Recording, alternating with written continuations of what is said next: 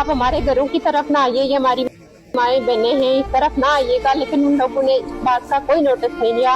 उन्होंने शेलिंग ऐसे की है कि दरख्त भी कट के गिरे, इस तरह डायरेक्ट फायरिंग की है। और ये 4 घर उन्होंने बिल्कुल मसमार कर दिए, उनके दरवाजे, उनकी शीशे, उनकी खिड़कियां, हर घरों में घुसे। हमारी बुजुर्ग खवातीन थी, वो जख्मी पड़ी हुई है। खवातीन को भी घसीट रहे थे। हाफिज भाई ने हमारी एक बांची को बड़ी मुश्किल से उन रेंजर से बचाया है कि बच्चियों को किधर लेके जा रहे। उन लोगों को इतना एहसास नहीं है कि ये माएँ बहनें मुस्लिम बहनें हैं।